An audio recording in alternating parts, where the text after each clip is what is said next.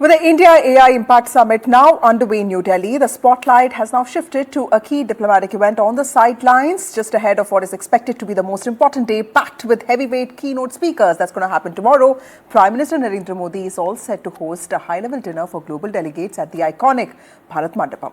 Now, the 5-day summit running from the 16th of February to the 20th of February has brought together top political leaders, technology CEOs and AI experts from more than 100 countries, and this has positioned India as at the center of the global AI conversation. Now, the timing of the Prime Minister's global outreach is significant. The summit has already seen major announcements, with IT Minister Ashwini Vaishnav projecting more than $200 billion in AI and data infrastructure investments over the next 2 years.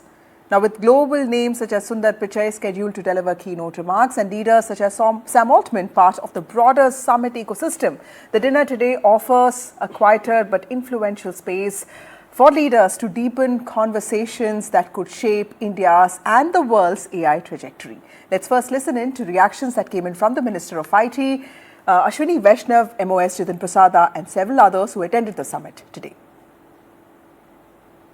We in India are very focused on AI in the edge, AI for use cases, AI for solving real world problems, AI for improving the productivity in the enterprises, AI for population scale problems like healthcare, like agriculture, like climate change.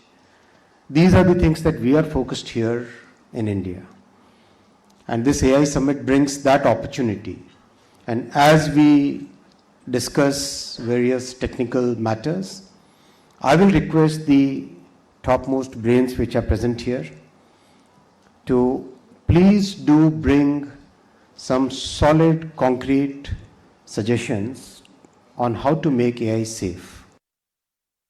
दोनों कर देंगे। आज हम लोगों के लिए बहुत गर्व की बात है कि ये एआई इम्पैक्ट समिट जो भारत की धरती पे हो रहा है और हमारी झोली में आया है, ये आप समझिए जैसे ओलंपिक्स किसी देश को मिलता है, उसी तरीके से एआई इम्पैक्ट समिट भारत को मिला है। और ये जो यहाँ पूरे विश्व के देश और दुनिया की नजरें लगी हैं, वो यही देख रहे हैं कि इस इम्पैक्ट समिट के क्या आउटकम्स होंगे, क्या यहाँ चर्चा होगी और भारत की धरती पे आने वाले समय के लिए एआई का डिस्कोर्स, इसकी दिशा और आने वाले फ्यूचर में यह कहाँ क्या रूपरेखा लेगा, वो यहीं इस भारत मंडपम से तय होगा।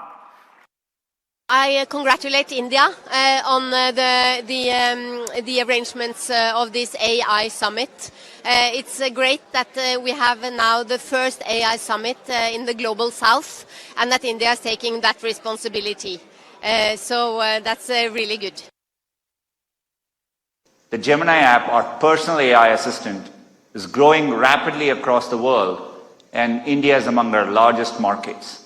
It's available in 10 languages spoken in India. Underlying this progress is a world-class infrastructure. Last year, we announced a $15 billion AI hub in Vizag. That's the Prime Minister at the iconic Bharat Mandapam, and that's Ashwini Vaishnav, IT Minister, also the Minister for Information and Broadcasting and Railways. On his side, you also have MOS Jitin Prasada there. He's the MOS IT, and this is the Prime Minister all set to attend that very important dinner with delegates from 20 different countries and also tech CEOs. And this is an important discussion, important dinner that will also have leaders engaging in formal conversations that is expected to shape the trajectory of future AI in the world. The iconic Bharat Mandapam there, also the venue for the historic G20 presidency that India hosted in 2023. The Prime Minister has arrived and he is expected to participate in this dinner and informal conversations with all the delegates, the important delegates of the India AI Impact Summit 2026.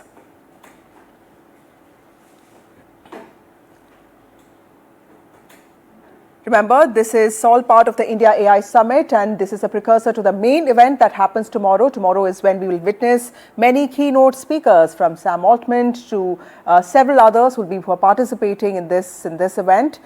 Sundar Pichai met the Prime Minister today morning. There the Prime Minister arriving at Bharat Mandapam for that important high-level dinner, accompanied by Ashwini Vaishnav, the IT Minister of India, and also MOS Jitin Prasada. AI Summit showing India's mood when it comes to its ambitions. It really wants to be a leader, and that's why a lot of focus has been on showcasing innovation on AI across the world and also on conversations that dominate the AI landscape. Investment deals and partnerships are also likely to emerge behind closed doors. Remember, the Prime Minister and the IT Minister are also engaging in a lot of bilaterals that have happened in the last few hours. My colleague Aditya Rajkol, who has been tracking this event very closely, joins us now. Aditya, explain to us, the Prime Minister has already arrived at Bharat Mandapam. It brings back memories of that very historic G20 presidency. Tell us the importance of this dinner, because informal conversations often lead to very important decisions.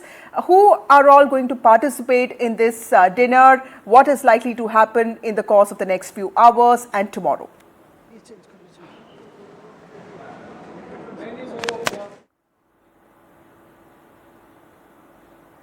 Okay. Former Indian Ambassador to France, Javed Ashraf, joins us. Thank you, Ambassador Ashraf, for joining us. We are talking about the dinner that is expected to take place. The Prime Minister is hosting this. Informal conversations play a very important role when it comes to shaping, the tech landscape of any country. Help us understand, this is just more than protocol, isn't it, sir? Well, thank you. I'm also speaking to you from my office in the Bharat Mandapam complex, since I've taken over here as chairman 2 months ago, though we are the venue provider, not really the organizer, which is the Ministry of Electronics and Information Technology. I think this dinner is extremely important. Every summit internationally, globally, involves a dinner where the leaders have an opportunity to interact more informally, discuss things that will not be easy to say, or they'll have the time to do so when they have structured statements to make at the actual plenary or leaders summit, when they just get about 10 minutes speaking slot. Their speeches are usually prepared by their aides. So this dinner is really an opportunity when you can hear, when the leaders express their views, their minds, their thoughts, they explore opportunities, and I think this dinner table is really as Ambassador Ashraf, that's the UN chief arriving. You also saw IMF chief Kristalina Georgieva just meeting the Prime Minister. Please go on, sir. Why is this closed door engagement so important and pivotal when it comes to translating those optics that we saw to real outcomes? It is important because sometimes some of the issues are actually thrashed at the dinner tables, whether it is a bilateral summit or whether it is a plurilateral or multilateral summit. The leaders have a chance to speak, as I said, things in a more informal setting, can go deeper into issues, exchange views. It's like a regular conversation that you and I can have at a dinner table.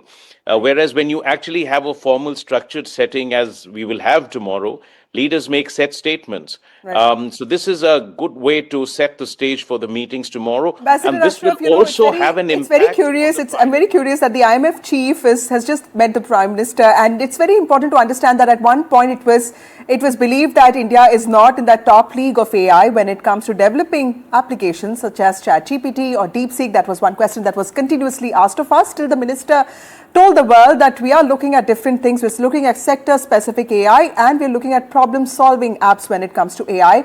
Does this AI summit also look at breaking those myths when it comes to India's approach to artificial intelligence? First of all, I'd say that Prime Minister Shri Narendra Modi had in the AI Action Summit in Paris in February last year, had clearly laid out a course for the world, which said that let's move away from the conversation around the race, so to speak, an arms race for larger LLM models, and these very sort of hyperbolic pronouncements around these generative AIs and especially the B2C space, as you've seen, for example, ChatGPT or Gemini. That let's focus on how AI can do what it should do, which is to enhance the quality of life, solve problems that haven't been solved, and generally contribute to progress of humanity at large. Right. And that is the central message. So one is that the fact that India is hosting it has shifted the conversation around artificial intelligence from the capitals of the north to the capital or what is considered a global south, the largest democracy in the world, the laboratory of some of the most transformative experiments around the use of digital technology for solving social problems, sustainability issues, and overall transforming the Ambassador lives. Ashraf, that's a very important point that you're making. Aditya Rajkal joins us from Bharat Mandapam as well. He's been covering this event. Ambassador Ashraf, do stay with us. We'll just come back to you. Aditya, help us understand what is the mood like at Bharat Mandapam. This, in some ways, makes it clear that tomorrow is going to be the most important day. What kind of conversations do you expect? And of course, how do you expect them to translate into policy outcomes? Well, thank you, Vasudha. This special broadcast comes live from the Bharat Mandapam, where right behind me, Prime Minister Narendra Modi is in fact receiving the world leaders, 20 heads of the states. Also, the UN Secretary General just minutes ago welcomed by Prime Minister Narendra Modi. This is, of course, soft power at its best, but there is much more than what we are seeing in these visuals, which is a lot of color, a lot of bonhomie that the Prime Minister has with global leaders that we have seen in the last decade or so. But India's top focus right now is India emerging as a hub of artificial intelligence. And that's going to be the top topic of discussion tomorrow when the formal inauguration happens, along with the French President Macron and the Brazilian President Lula and several other heads of the states and 45 ministerial delegations that have arrived here from different countries. The top focus has also been on Europe, where at least, 26 countries have been represented, the data that I have right now in my hands. It says that there has been participation at the very top level from 11 leaders from the European Union, which includes France, Netherlands, Spain, Croatia, Greece, Serbia, Slovakia, Estonia, Finland, Swiss Confederation as well. So it's a huge focus on India-Europe ties, because remember, just a few weeks ago, we had the mother of all deals, the India-EU FTA, Vasudha. And apart from that, the big talking point, the big breaking news that I have is that in the bilaterals that India had, Indian Prime Minister Narendra Modi had with his counterparts and heads of states of European countries, what has been conveyed is that unanimous support, a huge unanimous support will be there for an early implementation of an India-EU FTA. Remember, the signing ceremony and the announcement, a political declaration happened just 3 weeks ago, and now the formal, thing would be conveyed, and they have assured the support for its early ratification in the European Council and the European Parliament. They are also keen to enhance the trading ties with India, taking the advantage of the FTA, creating new opportunities and jobs for the people. So right now, a lot of color and celebration. Would you like to talk to him, ask him any questions, regarding the diplomatic signaling by India when it comes to the AI summit? Absolutely. Absolutely. Ambassador Javed Ashraf, thank you very much for joining us. I'm, coming to you live from Bharat Mandapam. When we talk about AI in India, we have traditionally spoken about the service industry, but also about the scale. And that's what Europe and most of the countries have been talking about. But innovation is a huge story here in India. So many startups, so many companies, so many, people coming ahead with innovation. What is the next decade look like when it comes to the artificial intelligence? Will it become a part of our daily life, not just the technological companies, but people from all walks of life using AI? Well, first of all, Aditya, every era of human civilization has been defined by technology. It is the determinant of power, competitiveness, leadership. It transforms everything in national life and individual life, and also in terms of international relations, geopolitics. All of that undergoes fundamental transformation. It has happened at every stage of the Industrial Revolution. We are at the cusp or at the dawn of the AI age, and it is very important for India to be at the center of not just capability development, but also for setting the discourse of where the AI goes. For example, what would be the governance model? What would be the safety features? How will the international regulation take place? There are 5 layers at which AI has an impact on us. And let me spell it out. One is at the individual level. Second is at the national level. Third is at the economic level. Fourth is at the national security level. And finally, at the geopolitical level. So one, of course, is that what do you want to do in the future? And here I see a fundamental new idea emerging out of India.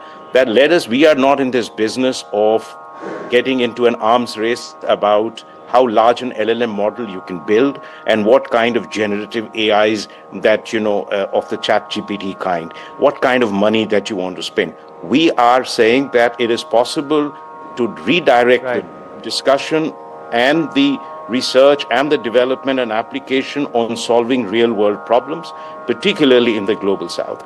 And this is a real opportunity for us to make a world more equal place rather than a more unequal place. I mean, there is that great risk where a few countries and a few companies can be the dominant factors and the others are left behind. Whereas if you actually direct AI towards humanity, towards serving the humanity and to serving the larger public good globally and nationally, which is possible. And you don't have to really invest in very large models.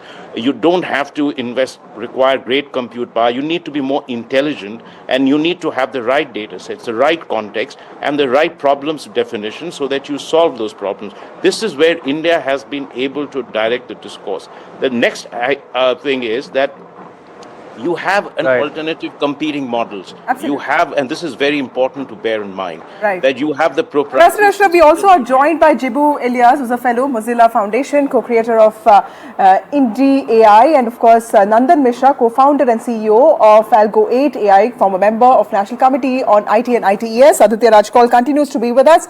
Ambassador Ashraf, my question to you is also with regard to the groupings that we often talk about. Aditya keeps reporting on Quad and G7 and all. When we talk about a larger possibility of a tech grouping in future, where do you think India is placed? Well, I think, we've already had that opportunity. We were co-chair of the Global Partnership on Artificial Intelligence. And by the way, that is a body which was really dominated by OECD countries. It is anchored in the OECD Secretariat.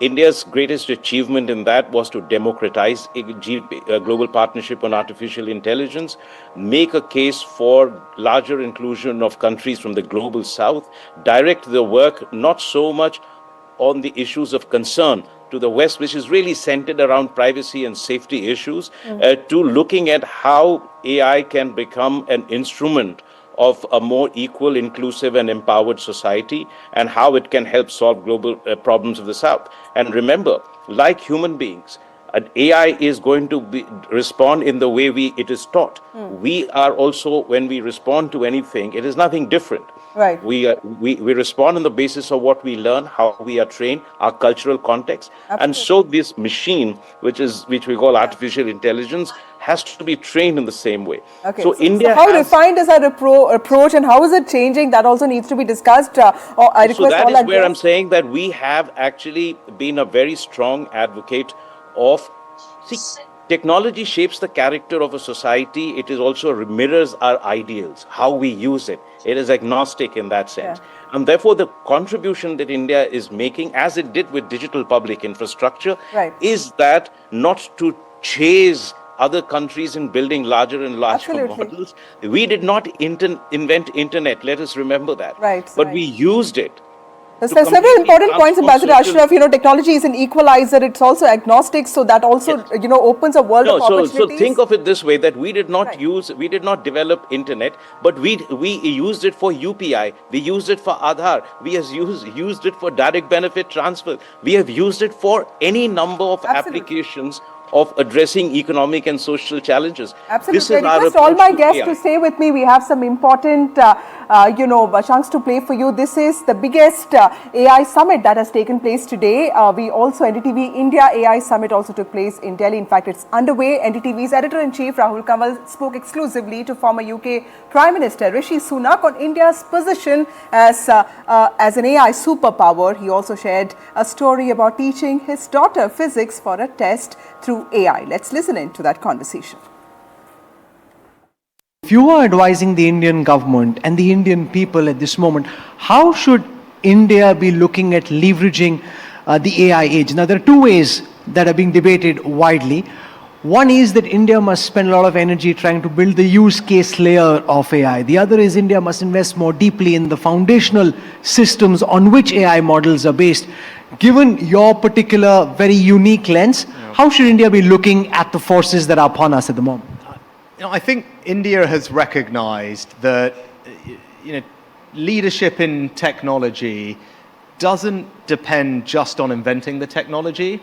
It depends on how effectively you deploy it in your country. So by focusing on mass adoption, I think supported by a very deep talent pool here, a strong digital public infrastructure, and a public that's very supportive and optimistic of the technology, I think India is well positioned to take a leadership role in AI. Indeed, I think that is increasingly reflected in some of the global rankings of these things. You mentioned I was associated with Stanford. Stanford do, I think, the most authoritative ranking of AI superpowers around the world, and India just went into third place, which I think is indicative that this strategy is working and India is assuming its rightful place as an AI superpower. Very recently, I mean, my wife was away with you the other weekend. She was fantastic. Thank you. You're a star. She was a bigger star. She's Many of my definitely the colleagues were there at the NDTV Art Awards, and interestingly, it happened right here in this hotel at this stage. Okay. Yeah. So well, then this story will be relevant then. So when she was setting off to come and spend a couple of days with you, and so I was doing my solo parenting that weekend at home in Yorkshire, and she said, our younger one, Anushka, has got a physics test. Make sure you revise with her, because that's normally what she would do, and make sure she does well. And at that point, I was a bit stressed because I went through my in-laws. My in-laws. I thought, their definition of what doing well on a physics test is probably a little bit higher than mine, especially seeing as I haven't done any physics since I was 16. But anyway, I was very worried. But then Claude came to the rescue. So I put my daughter's revision test into Claude, and it prepared basically a teaching guide for me. So it could teach me how to teach her in plain English that I could understand. All the answers and the explanatory notes. And then at the end of it, it created a kind of 4-page revision handout for her of key concepts that she could take into her test the next week. And I thought at the end of that, and then she, thankfully she did well on the test. Also, she tells me. Papa passed the test. Yeah. Well, yeah, so I said, if AI can turn me into a Murthy family level physics tutor, there is nothing that it can't do. So at that moment, I felt very optimistic about where we're heading. You're saying there's optimism and trust in AI, but over the last several weeks, stocks of several of the SaaS companies have been hammered, including your father-in-law's, the company that he founded, which are being beaten, and questions are being asked about whether by 2030 companies like Infosys, and I don't want you to speak just about one company, but the IT services companies would have any future at all. And we had the OpenAI policy head this morning, and he said that now people who are using AI can do the work that 7x people could do. The converse of that is that you need 1/7 the number of people that you would have required earlier, and that has very serious ramifications for joblessness, displacement in the labor markets. How should countries like India, because that was your sweet spot, your young demographic, a lot of which could now be restless and potentially underemployed or unemployed? Yeah, I don't think this is something that just countries like India are grappling with. I think this is a topic of conversation that is dominating policymakers' thinking and conversations everywhere, in most countries, quite frankly. And look, I think AI is going to change the labor market. Some jobs will be lost. I think many more will be redesigned. And I think history shows us that societies flourish when we manage that transition well. The role of government isn't to stop innovation. It's to make sure that people can take on these new tasks and new roles with confidence and security. Now, I care about this. I have two young girls. And, what I think is, whilst of course there's going to be change, that doesn't mean that the role for humans is disappearing. It's just going to change. Every job that all of us do, I think, can be broken down into lots of different tasks. If you think about all of our lives, all of our jobs, it's a set of tasks in each job. Now, AI will be particularly good at some of them, but not all of them. And I think what we will need to do is not just to develop AI literacy. So all of us, at whatever stage in our careers we are, will need to develop an ability to use these tools, but we'll need to also just amp up those human skills that only we can bring, that judgment, that critical thinking, not so much the what, but knowing the why and how to critique the results of what comes back at you. I think these are a distinct set of skills that will always be relevant in a changing job market.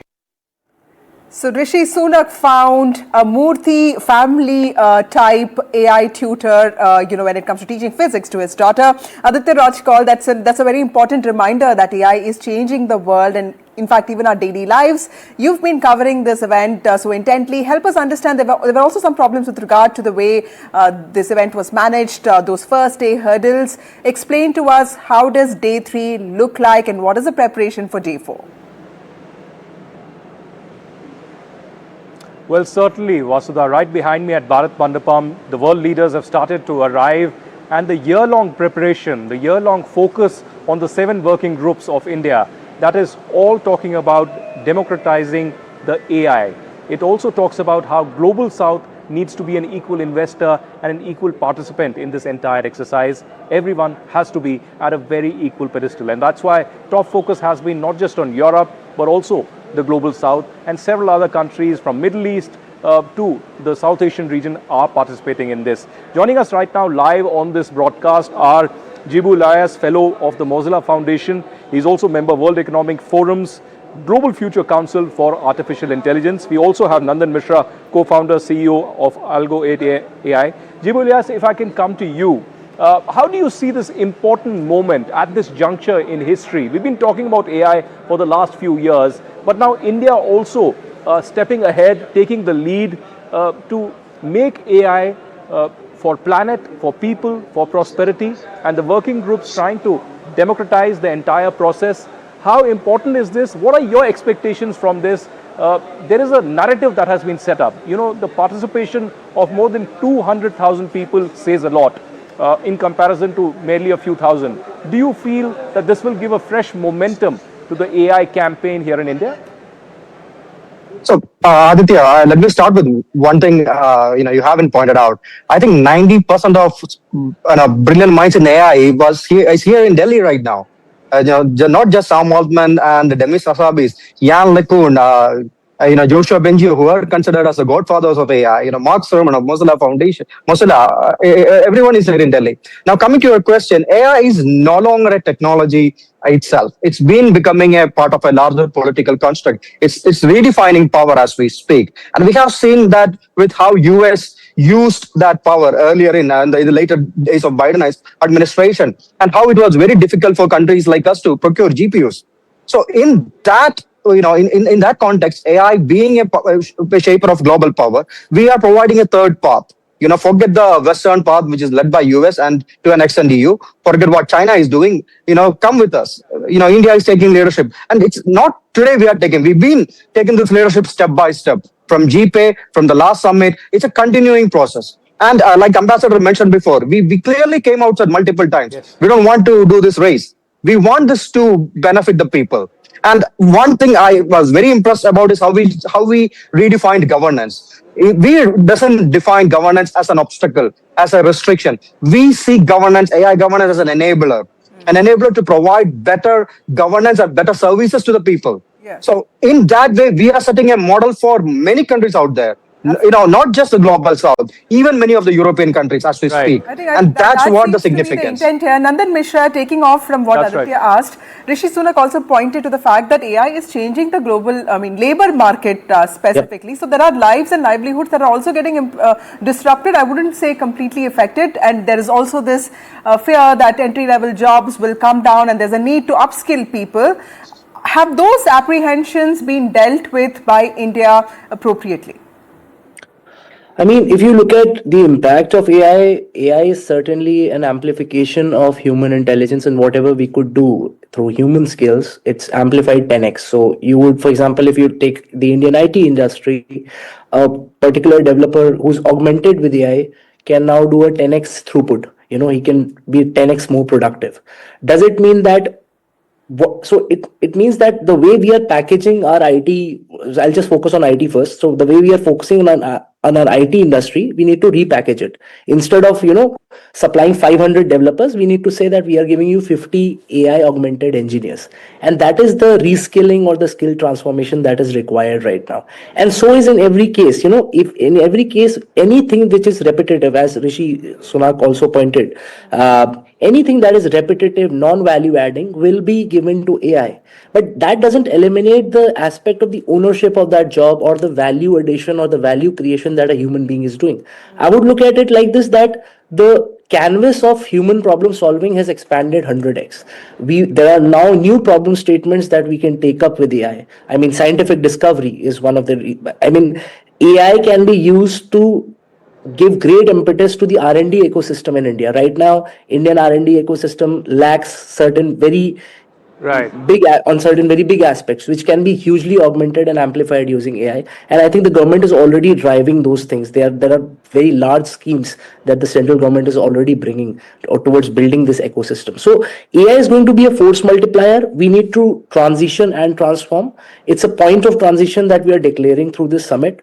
And I think, as the gentleman also pointed out, that there is US, which is innovation centric. There is China, which is state control, and India is there, which is saying that you can do this democratically. Okay, so And if you're announcing EU a is coming with transition, it's an important rite of passage.